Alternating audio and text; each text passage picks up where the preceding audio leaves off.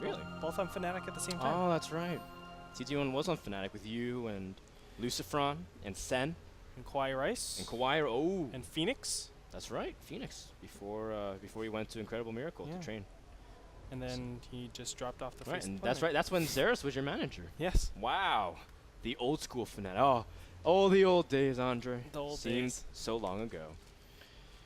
Welcome to Daybreak, a map that's been introduced since December of 2011, where we will see a Protoss versus Protoss match. Starting in the bottom left, we have from Team Root Gaming. It is TT1, who last week faced off against the Muslim. And, you know, TT1 has been showing that he does do well in NASL. Hopefully he can kind of bounce back and really show a good showing in Season 4 here. TT1 is one of those players that if he feels he can't win a game, he'll normally default to a lot of all-ins. Did he tell you that? Well, I've just seen that from his play, and he's been frustrated with PvZ for a very long time. That's why, for a while, he was only doing 2 base all-ins, and then he started playing macro, and said, oh, it's a little bit more manageable, and then he went back to all-ins. Because he's like, nope, PvZ is imbalanced. There's no way I can win. No way. Well, good thing he's not playing a Zerg. He's playing another Protoss on the top right from Team Fnatic. It is Nightend. Nightend, known for, I guess, just playing pretty standard, as well as his voice. Great guy. NASL sound guy can do a really good Nightend. Just ask him if you ever see him. But of course, you might not be able to hear him, right? No. Because he's the NASL sound guy. And look at this, TT1 now. I like this build coming out from TT1. It is one of the cooler builds. It's a double 15 actually, assimilator. That gives you a lot of options. He'll normally put 2 on each of these just to give him the ability to do either of those. But of course, Nightend doing the ever so standard, just gateway cybernetic score. You can see the cybernetic score for Nightend is slightly faster, but it's not really going to mean much. But this is something that I know Liquid Hero actually says, well, if I go 2 gases, your opponent doesn't know if it's going to be Stargate, Twilight Council, Dark Templar, Robo, Colossus, Immortal Drop. The range is just so wide. That's why a lot of people have defaulted to this. And once they actually figured out the timings to beat something like a 4-gate, there's no reason not to go something like this. Yeah, and I love the 2 probes in the gas. Just against the kind of confuse your opponent, but now adding more probes onto it. And now Nightend really has to be cautious, but of course this is PvP where you can get the most scouting off early on out of any mirror. TT1 going for a sentry instead of a stalker early on, which makes me think he wants to go for his 1-gate expand build. But we'll see how he's going to fare off against Nightend's choice of a Stargate early on. Stargate's actually going to complicate things quite a bit. If this is another sentry, oh, it is Frodan. This is not good for TT1. You know, Phoenixes are just the big counter to early game sentries, because normally sentries, they're the ones that keep you safe in the early stages. Yeah. And when you invest so much into these sentries early on, you're giving up a lot of tech, robotics facility, or normally Twilight Council. And you're also giving up the ability to really, I guess, have any power as later game stages actually occur. And how you're supposed to do it is finesse. So you're supposed to use these force fields and the number of force fields to actually get the perfect position so you can take on anything. Yeah. And when you have Phoenixes, obviously that doesn't matter anymore, because these Phoenixes will just lift up, kill your sentries immediately, and then you're dead. It's going to be really tough. Again, the bonus damage onto the sentries make them kill faster. TT1 still getting sentries out, so he doesn't have any way to really fight or even chase down the Phoenixes for any additional DPS. Everything is looking really good from Nightend, although, again, TT1 is expanding, and honestly, the Phoenixes can't do much in regards to that. TT1 also missing a force field to kill the Stalker. Poor guy. 6 hit points left. Just 2 more shots from a sentry would have killed that. Unfortunate for him. But now TT1's adding on more gates and his own Robo, which is a good start, a good transition from this point. I'll try to be a little bit more safe and grounded, but Nightend instead, it looks like he's going to go for a 4-gate Phoenix attack. So this is going to be a savage all-in, where you use the Phoenixes to disable sentries so you can get up the ramp. Although TT1 does have a lot of sentries, so I guess he could force field the ramp and really protect it.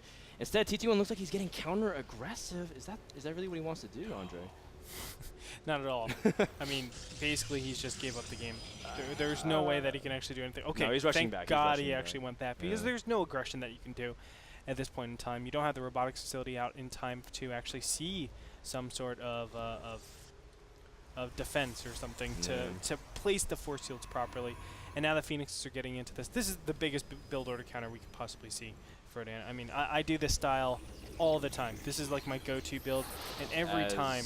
TT1 or Nightend? As Nightend, as TT1. Right, you expand really early. I expand really early and rely on Sentry Immortal to defend against everything. Yeah. Oh, now TT1 knows. He's got to defend the Phoenixes, but the Phoenixes take out the Sentries so quick, although Guardian Shield doing a decent job of forcing more hits on the Sentries. But disabling this is so strong. Now Nightend has 4 gates pumping out units, still making Phoenixes though. Ooh.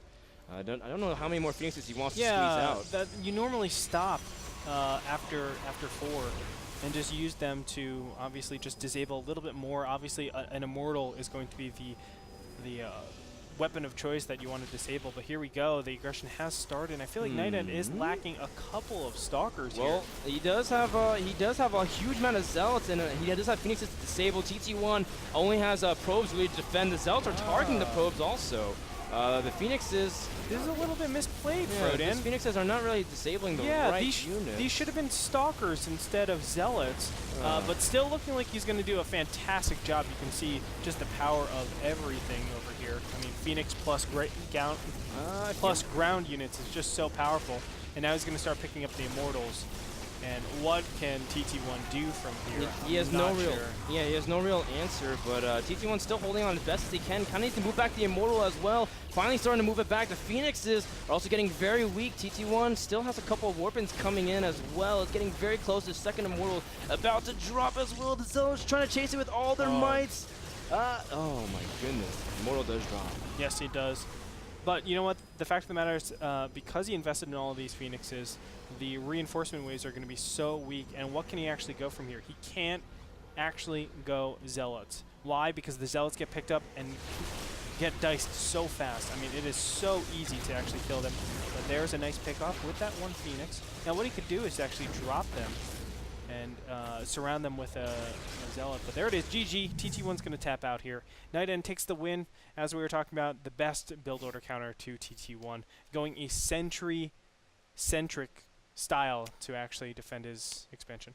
Oh, I do know that TT1's been playing an insane amount of Heart of the Swarm, and I feel like with a 1-gate expo with a Mothership core, especially if you have a Purify on things, yeah, the Phoenixes will not be able to lift anything without taking massive damage. Like, I think it's like 70 damage per shot from Purifier, something insane like that. I thought it was 42. Was it 42. Is 42? Yeah. Really? I thought it was like it went from 24 to 42, but it decreased. I thought it went from like 35 to 70, like doubled it or something. You might be right. I haven't actually. It's something like insanely powerful, where like the Purifier can do a lot of damage, but that is Heart of the Swarm. And TT1, he's even openly admit he hasn't been practicing Wings of Liberty as much, but maybe his 1-gate expand if you're playing Heart of the Swarm. That's something that you want to do. No, don't get me wrong. On Daybreak, that's a perfectly acceptable build. And you know what?